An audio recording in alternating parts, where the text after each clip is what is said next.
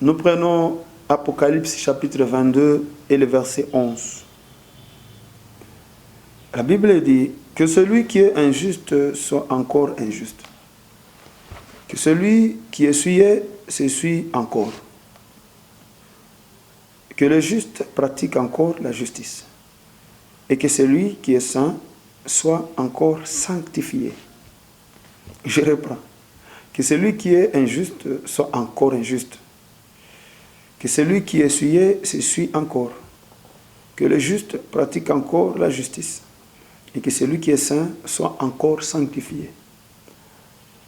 Un verset que beaucoup de modérateurs aiment pour pousser les gens à demander pardon régulièrement dans les assemblées.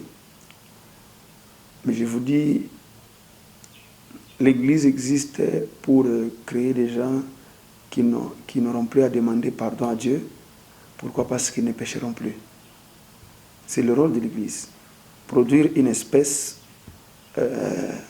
vainqueur du péché. Donc l'Église n'est pas là pour enseigner aux gens comment demander pardon ou comment réparer leurs péchés. L'Église est là pour enseigner les gens comment ne plus pécher. C'est ce que nous trouvons dans la mission que Jésus-Christ donne aux apôtres. Il est clair.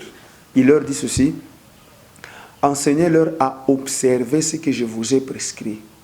En d'autres termes, enseignez-leur à mettre en pratique mes commandements. Ou encore, enseignez-leur à ne plus pécher. Pourquoi? Parce que moi, j'ai vaincu le péché et je l'ai vaincu pour eux. Désormais, s'ils croient en moi, ils sont d'office vainqueurs du péché. Enseignez-leur à ne plus pécher. Comme on a une idée sur le péché, là maintenant nous allons expliquer ce verset. Ça, c'est la fin du discours du Seigneur Jésus-Christ. Maintenant, ce n'est pas quand il vivait. C'est après son ascension, il revient dans la vision vers l'apôtre Jean pour lui donner ses messages à ses serviteurs. Lui qui était venu pour la première fois, il disait aux gens, repentez-vous.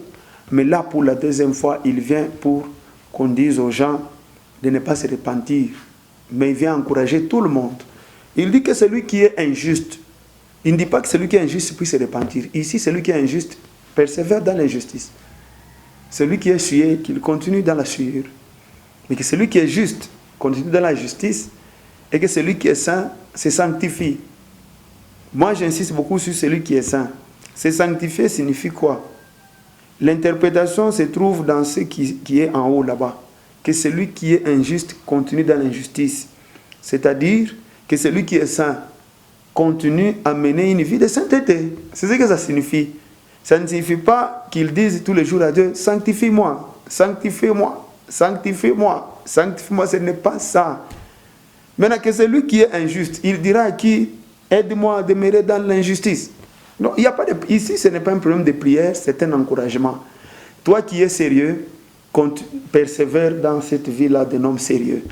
Toi qui es saint, persévère dans cette vie-là d'un homme saint. Car Jésus revient bientôt avec la rétribution. Que Dieu vous bénisse.